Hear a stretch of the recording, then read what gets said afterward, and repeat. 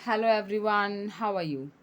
I hope you all are doing well and enjoying your life to the fullest.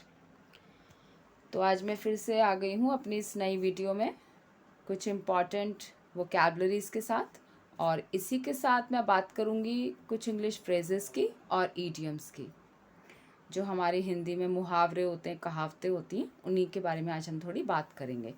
लेकिन शुरू करने से पहले मैं यही कहूँगी कि अगर मेरे चैनल पर नए हैं, पहली बार आए हैं, तो प्लीज़ मेरे चैनल को सब्सक्राइब कर दीजिए। पसंद आ रहा है तो लाइक कर दीजिए और उन लोगों तक शेयर ज़रूर कर दीजिए जो हिंदी के माध्यम से इंग्लिश पढ़ना चाहते हैं। तो चलिए स्टार्ट कर लेते हैं। सबसे पहले है पाप, इसको बोलते हैं सिन, और पाप करना इसको भी बोलते हैं टू सिन। टू लगा देंगे आगे सिन के ये ना के लिए, जो मैं ऑलरेडी अपने कई वीडियोस में बता चुकी हूँ। टू सिन, या अगर इसको आप सिंपल पाप बोलेंगे तो ये सिन के सेंस में आएगा। सिन मीन्स पाप या पाप करना। उसके बाद है पापी लोग, इसको बोलते हैं सिनर्स। सिनर्स। इसके बाद है किसी को लड्डू खिलाना, इसको बोलेंगे treat to laddus. Treat someone to laddoos.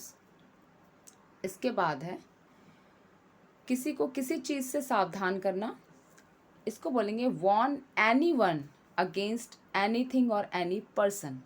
किसी को किसी चीज़ के विरुद्ध या किसी पर्सन के विरुद्ध किसी सावधान करना, उसको बोलेंगे warn any one against anything और एनी पर्सन। करेंगे तो आप किसी इंसान को ही वॉर्न, है ना, किसी इंसान को ही सावधान करेंगे, लेकिन वो किसी चीज़ के अगेंस्ट भी हो सकती है या किसी व्यक्ति के अगेंस्ट भी हो सकती है, तो उसको बोलते हैं warn any one against anything और एनी पर्सन। इसके बाद है किसी पर अंधविश्वास करना, उसको बोलते हैं ट्रस्ट ब्लाइंडली। Trust blindly. फिर है चुनाव लड़ना, इसको बोलते हैं कॉन्टेस्ट इलेक्शन। इसके बाद है फटे पुराने कपड़े, इसको बोलते हैं worn out clothes. Worn out clothes. इसका दूसरा भी एक इडियोमैटिक मीनिंग होता है। इसको वॉर्न आउट को क्या बोलते हैं? वॉर्न आउट को बोलते हैं थकान, ठीक है, टायर्डनेस, एक्सर्शन, फटीक, जो ये थकान का ही एक प्रकार है, वॉर्न आउट बोला जाता है दूसरे सेंस में। फटे पुराने के अलावा इसको दूसरे सेंस में क्या बोलते हैं? थकान होना, ठीक है। इंग्लिश में इसका सिनोनिम होता है फटीक, एक्सर्शन या टायर्ड।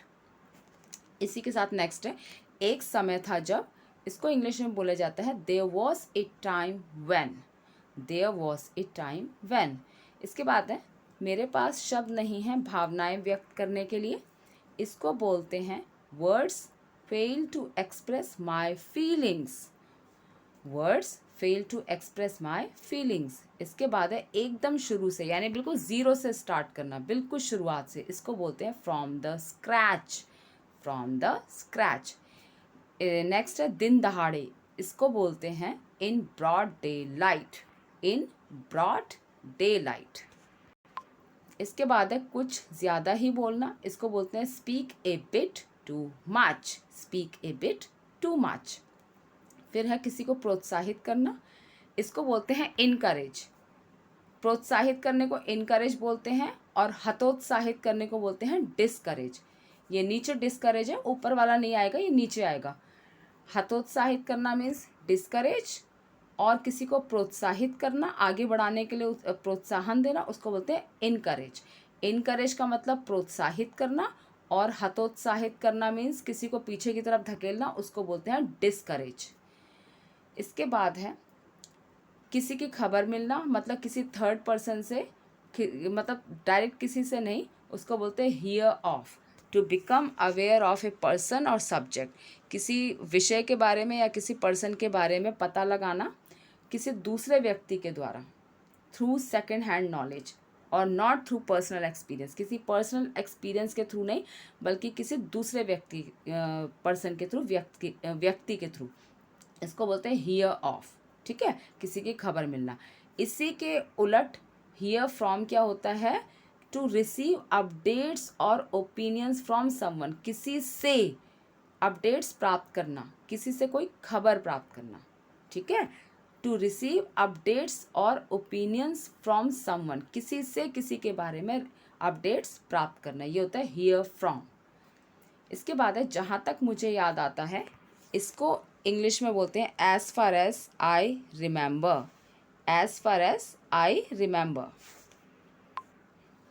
फिर है किसी का नाम रोशन करना, इसको बोलते हैं bring laurels to, bring laurels to या bring name and fame to. इसके बाद है वादा रहा sir, take my word sir, take my word sir. फिर है किसी को दुविधा में डालना, इसको बोलते हैं put someone in a fix, put someone in a fix और put someone in a dilemma. तो डिलेमा क्या होता है? दुविधा। इसके बाद है मार मार कर कचुम्बर निकाल देना, इसको इंग्लिश में बोलते हैं beat to a pulp, beat to a pulp. फिर है चैन की सांस लेना, इसको बोलते हैं take a sigh of relief, take a sigh of relief. फिर है डर से कांपना, इसको बोलते हैं ट्रैम्बल विद फियर। तो अभी इतनी ही रिवीजन काफ़ी आज के लिए। मैं और भी इंटरेस्टिंग टॉपिक्स के साथ आऊँगी, वोकैबलरीज के साथ आऊँगी, ईडियम्स के साथ, फ्रेजेस के साथ आऊँगी अपने नए वीडियोस में। Keep in touch with me, keep watching my videos. और पहली बार आए हैं तो मेरे चैनल को प्लीज़ सब्सक्राइब कर दीजिए, लाइक कर दीजिए और शेयर कर दीजिए। Thanks for watching my videos. God bless you.